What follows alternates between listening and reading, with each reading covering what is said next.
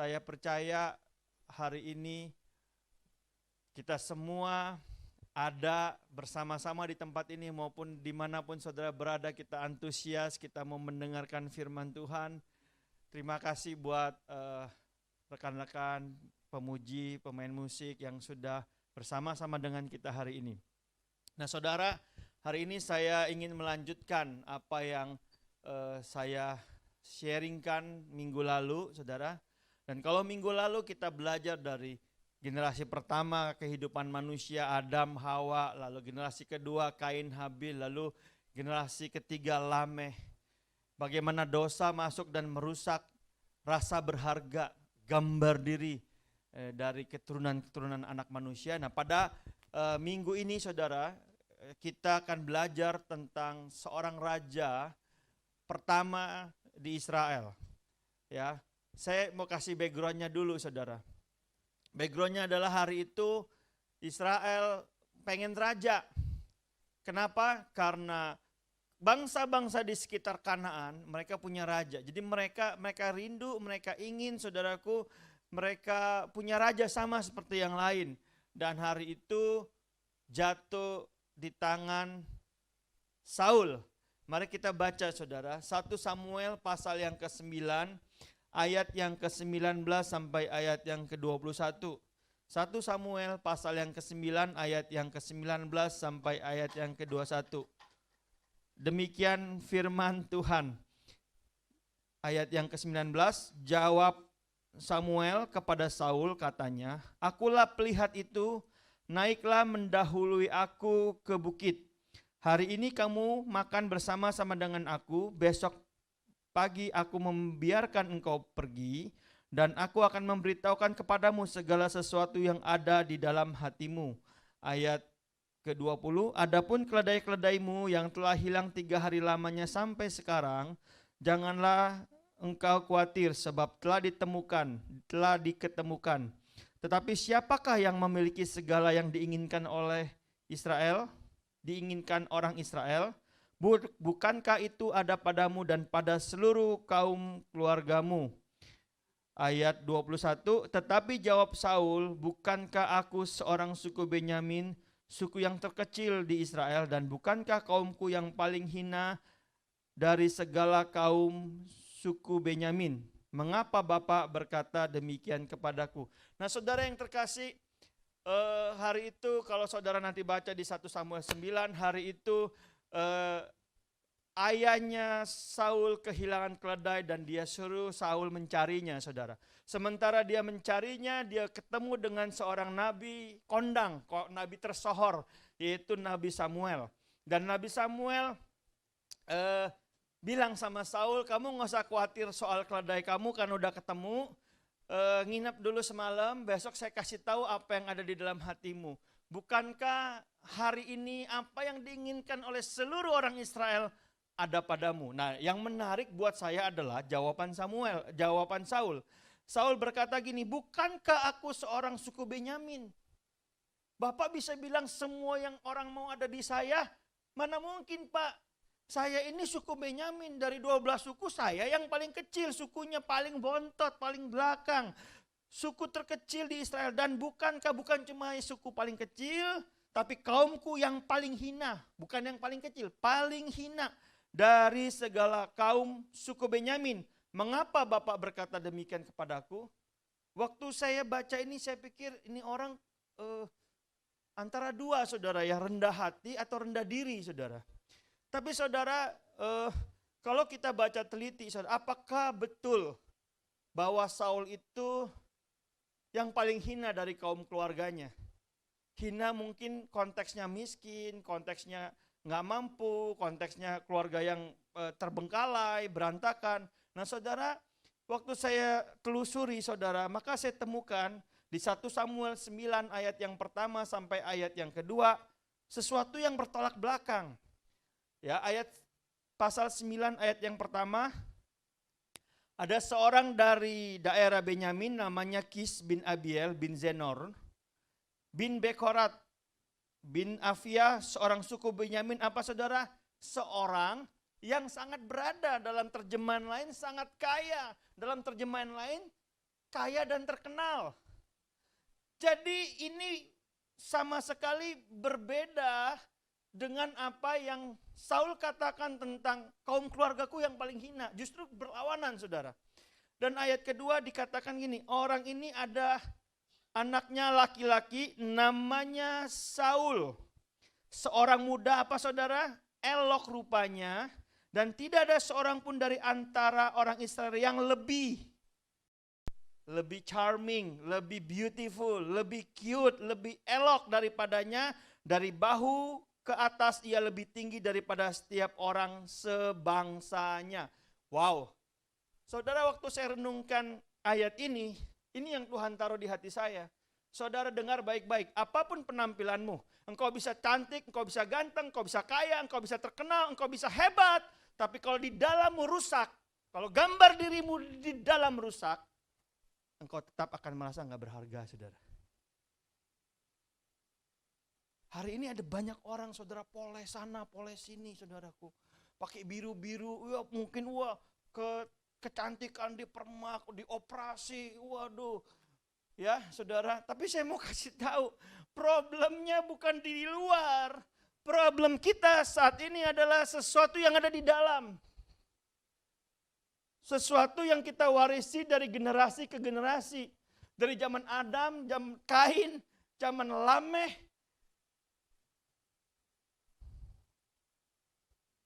Tanpa perubahan yang dari dalam. Perubahan dari luar hanya seperti daun ara yang coba menutupi aurat, saudaraku. Sia-sia. Saudara, hari ini ada banyak orang pentingin yang di luar, tapi nggak penting di dalam. Tapi hari ini saya dalam nama Yesus saya berkata, mari kita berubah, saudara. Mari kita memperbaiki yang ada di dalam bersama Kristus. Maka yang di luar itu akan menjadi lebih baik. Akan terlihat inner beauty-nya, saudara. Nah, yang menarik, saudara, 1 Samuel pasal yang ke-10, saudara. Karena saya percaya waktu sebagai nabi yang kawakan, nabi senior, Samuel tahu problemnya Saul ada di dalam. Itu sebabnya untuk meyakinkan Saul bahwa dialah yang akan dipilih menjadi raja. Setelah mengurapi Saul, Samuel kasih 3 tanda, saudara. Yang pertama katanya, 1 Samuel 10, saudara nanti baca aja tapi saya simpulin, saudara, biar cepat. Yang pertama, kamu akan ketemu 2 orang lelaki di kuburan dan diberitahu keledai sudah ditemukan dan tidak perlu khawatir. Spesifik ya, saudara ya. Kamu nanti ketemu orang itu ngomong, kamu dicari orang tua kamu dikhawatirin, justru keledainya udah selesai. Yang kedua, saudara, ini lebih spesifik lagi, kasih tanda yang kedua. Kamu ketemu 3 orang katanya. Saat orang pertama membawa 3 kambing, orang kedua membawa 3 roti, dan kamu akan dikasih 2 ketul roti, dan orang ketiga membawa anggur 1 buyung. Dan tanda yang terakhir, kamu akan ketemu rombongan nabi. Ya, meskipun kamu nabi, tapi urapan Tuhan akan turun dan kamu ikut bernubuat. Tanda ini spesifik, saudara. Saudara, kalau saudara jadi ketemu nabi yang luar biasa, saudara terkenal di seluruh negara, di seluruh bangsa itu, lalu dikasih tanda ini dan tanda ini terjadi, kira-kira saudara yakin gak bahwa saudara akan dipakai Tuhan? Nah, kenapa saya ngomong gini? Karena ada begitu banyak orang, saudaraku, secara dia tidak mengalami pemulihan yang di dalam, dia selalu menuntut tanda.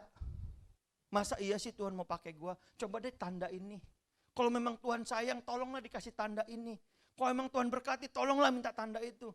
Saudara, saya belajar, saudara, bahwa kalau saudara nggak secure, kalau saudara nggak self esteemmu pulih, mau dikasih tanda kayak apa aja, tetap saudara sering nggak yakin.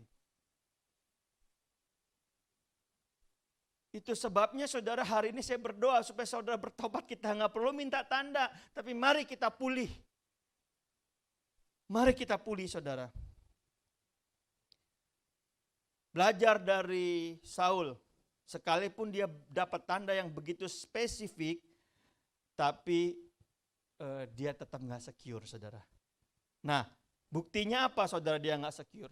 Nanti kalau saudara baca, saudara, di 1 Samuel pasal yang ke-10 ayat yang ke-16, waktu dia ketemu pamannya tanya, kamu dari mana? Wah, aku ketemu Samuel. Hah, ketemu Samuel? Wih, dahsyat. Ini bahasa kita ya saudara, kalau diterjemahkan dalam bahasa kita. Terus kamu ngalamin apa? Samuel ngomong apa? Dia nggak berani ngaku, saudara, nggak berani terbuka. Nggak ngomong apa-apa, cuma ngasih tahu doang kalau keledainya sudah ketemu. Berapa banyak saudara yang kau pernah mendapat janji Tuhan? Tuhan akan pakai hidupmu luar biasa. Kau akan jadi berkat. Tapi pada waktu orang tanya, apa visimu, apa mimpimu? Engkau nggak berani cerita. Kenapa? Karena bagimu itu terlampau tinggi, terlampau jauh. Hari itu, walaupun dapat banyak tanda, Saul tetap merasa dirinya nggak mungkin jadi raja, saudara.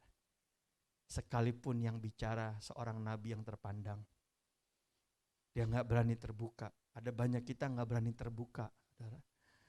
Yang kedua, saudara, 1 Samuel pasal yang ke-10 ayat 20-24. Nanti saudara baca di rumah. Aneh, Saul diurapi oleh Samuel dan dia terima pengurapan itu. Tapi waktu Samuel akan mengumumkan Saul di depan banyak orang, saudara, Saul kabur, ngumpet. Saudara pernah ketemu orang seperti ini? Yang dia pengen, tapi waktu mau distrike orang banyak, diberi tanggung jawab secara resmi, secara sah, dia bersembunyi. Kenapa? Takut. Nggak aman. Takut nanti, karena tahu bahwa jabatan itu akan diikuti oleh tanggung jawab. Dan dia bersembunyi, saudara. Dia nggak aman. Apalagi saudara, Saul, karena dia self esteemnya nggak pulih, saudara. Pada waktu ada orang berkata yang buruk tentang dia, saudara. Waktu orang bilang gini, hah, Saul jadi raja? Mana mungkin, mana bisa? Waktu dia dengar, dia pura-pura nggak tahu, pura-pura nggak dengar. Seringnya kita, saudara ya, waktu ada orang ngomongin kita, waktu orang salah mengerti, kita nggak berani lurusin. Karena kita takut konflik. Kita lebih baik pura-pura nggak tahu. Tapi bukan cuma sampai nggak tahu, kita simpen di hati, saudara. Ya, wah, kenapa kita nggak berani waktu itu ngomong? Karena kita takut kita kalah, kita takut kita salah, kita takut kita memang nggak mampu, saudara. Saul terima tanda dengan begitu spesifik. Tapi itu gak mengubah dia, saudara. Dan yang terakhir, saudaraku, kita bisa belajar. Orang yang gak secure selalu diikuti oleh iri dan dengki, saudara. Sebagai raja, saudara, seharusnya dia bersyukur punya orang seperti Daud. Setuju ya? Dan Daud akhirnya jadi menantunya. Tapi satu kali Daud dipuji melampaui Saul. Orang-orangnya, ibu-ibu ngomongnya mungkin nyelekit. Saul ngalahkan berapa? Beribu-ribu. Daud mengalahkan berlaksa-laksa. Hati Saul panas, saudara. Mulai iri, mulai dengki, saudara. Meskipun dia tahu dia butuh Daud. Waktu dia lagi resah, lagi bad mood, kalau bahasa kita, saudara, tiba-tiba Daud dipanggil main kecapi, ada ketenangan, ada damai sejahtera. Dia tahu pasti bahwa Daud diurapi. Dia tahu pasti bahwa Daud kemana-mana berperang atas nama Israel. Dia tahu pasti selama Daud jadi panglima itu menguntungkan kerajaannya, menguntungkan posisinya. Tapi karena iri, karena dengki, dia coba bunuh. Kenapa? Sederhana, saudara. Karena apa yang di dalam enggak cukup kuat untuk menopang apa yang ada di luar, saudara. Ada rasa insecure di situ. Itu sebabnya berkali-kali dia coba membunuh Daud, saudara. Mungkin saudara enggak pernah sampai membunuh seseorang. Membunuh orangnya enggak, tapi kita sering membunuh karakternya. Dengan cara apa, saudara? Kita ngomongin orangnya di belakang, kita jelek-jelekin. Iya, kenapa? Sederhana, kalau mau jujur kita iri, kita dengki. Bahkan mungkin kita tahu kita nggak bisa sebaik orang itu. Apakah saudara bergumul dengan hal ini, saudara? Saudara, kalau iya, saya mau kasih tahu saudara. Iri, dengki, tidak bertanggung jawab, bersembunyi, nggak berani terbuka, saudara. Itu adalah contoh, tanda karakter kita, saudaraku. Tidak mumpuni. Kalau saudara hari ini ngalamin hal-hal yang saya sebut tadi, saudara. Daripada saudara mencoba untuk naik ke atas, mendapat jabatan tertentu, prestasi, posisi tertentu, pelayanan tertentu. Mari dalam nama Yesus kita step down. Mari kita benahi, saudara. Kegelisahan-kegelisahan yang muncul karena karakter kita nggak firm. Izinkan saudara hari ini Tuhan bicara dalam hidup saudara. Amin, saudara. Izinkan Tuhan lakukan sesuatu dalam hidup saudara. Kalau saudara mendengar firman Tuhan hari ini, saudara, mari step down. Mungkin ada banyak saudara yang berkata begini, saudara, saya udah bisa-bisan, saya sudah sungguh-sungguh, tapi kenapa saya belum dapat berkat dengan posisi yang naik? Kenapa penghasilan masih segitu? Kenapa kok kayaknya pelayanan masih belum ya kelihatan? Saya memberitahu saudara, jauh melampaui apa yang kau pikirkan. Tuhan melihat kedalaman karaktermu. Tuhan melihat kedalaman pondasimu.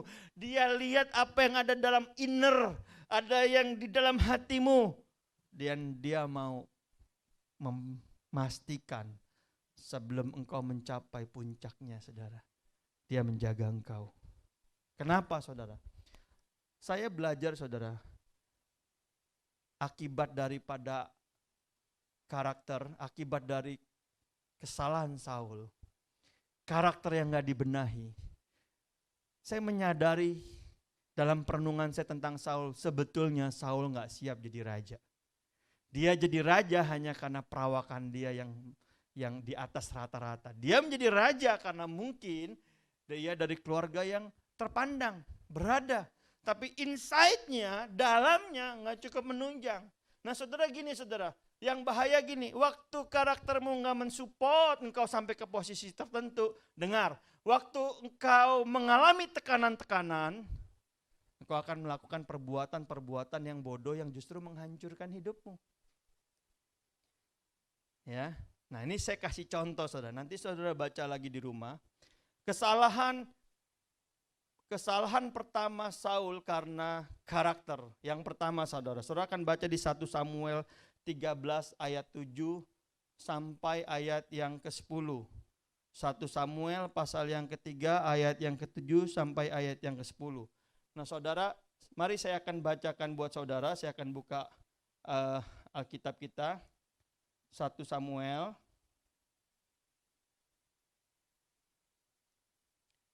Sebentar, 1 Samuel.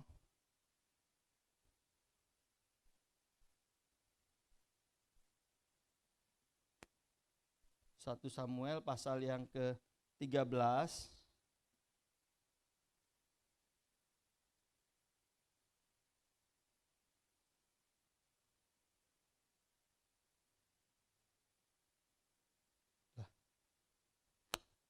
Satu Samuel 13 ayat yang ke-7.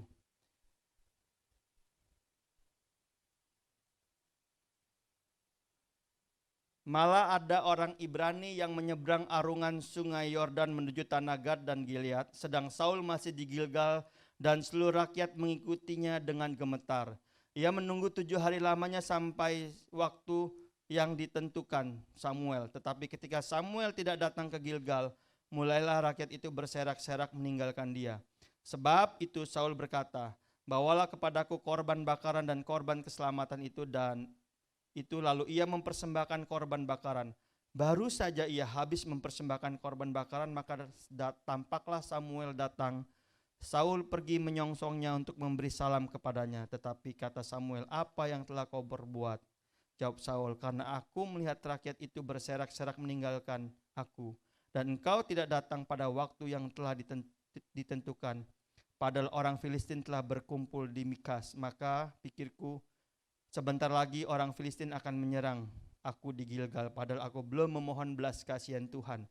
Sebab itu aku memberanikan diri lalu mempersembahkan korban bakaran. Saudara, ironis saudara. Saul akan perang dan sebelumnya udah dikasih tahu saudara. Sudah dikasih tahu sama Samuel. Dikasih tahu apa? Kamu tunggu aku ya. Nanti 7 hari aku akan datang. Aku akan persembahkan korban dan kita akan berperang. Tapi ditunggu 7 hari. Belum selesai 7 hari karena dia lihat situasinya. Orang Filistin udah mulai menyerang. Rakyat udah mulai meninggalkan dia. Saudara, nunggu gak tahan. Saudara, belum selesai 7 hari dia bakar korban. Padahal korban itu urusan imam. Dia raja. Dia langgar. Dia tabrak. Kenapa? Karena ada rasa takut, ada rasa insecure. Saudara tahu,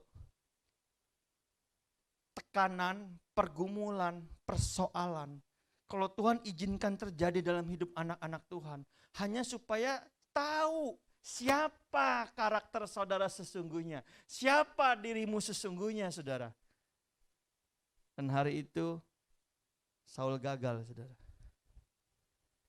Saul gagal, saudara. Dia lakukan kesalahan besar. Dan hari itu, saudara, Tuhan mencari kandidat baru untuk menggantikan dia, saudara. Kesalahan yang kedua, saudara. 1 Samuel pasal yang ke-1, 1 Samuel pasal yang ke-15 ayat yang pertama sampai ayat yang ke-30. Nah, ini saya akan cerita singkat aja, saudara. Satu kali, saudara, Samuel bilang gini, Saul, karena Amalek dulu salah, sudah berdosa mempersulit Israel, maka kamu perang, tumpas habis. Jangan kasih ampun, semua tumpas. Ya, saya bayangin Saul bilang, siap komandan. Dia perang, saudara. Semua ditumpas, tapi rajanya nggak ditumpas. Binatang semua ditumpas, tapi yang sakit-sakit, yang kurus-kurus ditumpas, yang gemuk enggak ditumpas, saudara. Kenapa? Ya, Saul kan orang ekonomi. Ya kan? Kalau ditumpas sayang dong, bener gak? Saudara, rajanya kenapa enggak dibunuh? Enggak boleh dong, rajanya dibawa keliling dulu. Karena zaman dulu siapa yang menang, ya dia akan bawa raja diarak berkeliling, jangan dibunuh, sebagai bentuk trofi kemenangan. Dan Saul membangun tugu, saudara, buat dirinya untuk mengenang dia. Supaya apa? Dikenal, saudara. Nah, dahsyatnya gini, saudara. Waktu Samuel datang, dia bilang, komandan beres, kerjaan selesai. Ya, puji Tuhan. Lalu Samuel bilang gini, loh kalau gitu, itu kambing domba keledai yang aku dengar apa? Oh itu rakyat nggak bunuh, nggak ditumpas. Kenapa? Untuk mempersembahkan korban buat Tuhan. Maksudnya baik loh. Kita persembahin korban loh. Oke, ya. Tapi kan aku suruh tumpas. Ya, aku juga mau tumpas. Tapi rakyat yang minta. Kan gua gimana dong? Nggak enak dong sama rakyat. Saudara ngerti maksud saya? Saudara pernah ketemu orang, waktu ketahuan salah berargumentasi, punya alibi, pernah? Lalu kalau alibinya ketahuan, dia nyalain orang lain, pernah? Nah, saudara, bilang kiri kanan, kita ngerti siapa yang dia maksud. Amin. Seringkali kita lakukan kesalahan yang sama, saudara. Kita lebih fokus kepada rakyat, orang banyak. Kita lebih fokus kepada keuntungan secara ekonomi daripada taat sama Tuhan. Padahal yang angkat kita siapa, saudara? Tuhan. Lucu. Sampai Samuel bilang ini, kamu kan tahu, kamu merasa kamu nggak ada apa-apanya. Tuhan angkat kamu tinggi, Tuhan beri kamu posisi, tapi kenapa kamu dengerin yang rakyat mau? Kenapa kamu lebih mikirin mempertahankan posisi? Karena nggak enak sama rakyat, karena alasan ekonomi. Kenapa kamu nggak takut pada Tuhan, karena Dia yang akan mempertahankan engkau. Saudara, itu saya renungkan ini saudara. Saya mengerti Tuhan bicara buat saya dan saudara. Kita harus bangun mulai dari karakter. Kalau saudara dihancurin Tuhan lagi, bangkit dihancurin Tuhan lagi. Mungkin saudara bertanya, Tuhan aku udah capek, jatuh bangun. Tapi saya mau beritahu, kalau engkau sampai kepada puncaknya dan jatuh, mungkin kau gak bisa bangun lagi saudara. Tuhan sedang proses hidup kita. Tuhan sedang berurusan dengan kita. Ada banyak orang saudaraku, dalam kondisi gak tertekan, everything is fine, okay, kelihatannya bagus. Tapi waktu tekanan datang, waktu orang Filistin datang menyerang, kelihatan Saul aslinya siapa. Waktu bangsa Amalek ya dikalahkan oleh dia, yang pertama kali dia bangun apa? Dia bangun momentum untuk mengingat kemenangan dia. Dia bawa raja untuk membanggakan dirinya. Dia coba menyenangkan rakyat dengan memberikan keledai ternak yang tambun-tambun untuk rakyat saudara. Kelihatan aslinya. Saudara bisa bayangkan kalau saudara jadi Saul, apa yang akan saudara lakukan? Dan kesalahan Saul yang ketiga yang paling mengerikan saudara. Waktu Tuhan ninggalin Saul saudara. Saul saat teduh nyari Tuhan gak ketemu. Ya saudara bisa baca di Samuel 28 ayat 6 sampai 12 nanti di rumah. Waktu dia cari Tuhan gak ketemu-ketemu saudara. Dia doa, dia cari nabi tapi gak dapat suara Tuhan. Dahsyat. Tahu alternatif terakhir yang dicari sama Saul siapa? Dia cari tukang tenung. Dia cari. Waktu ketemu tukang tenung ditanya sama Saul, bisa gak lu hubungin Samuel?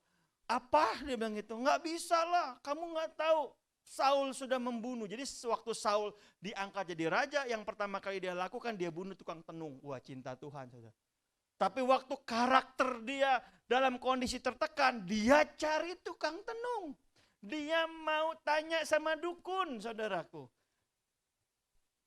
Anak Tuhan cari dukun. Kenapa? Maklum bro, kepepet. Mesti tanya nih hong shui-nya, harinya, tanggalnya, kepepet. Dengar baik-baik saudara. Tanpa karakter yang kuat saudara.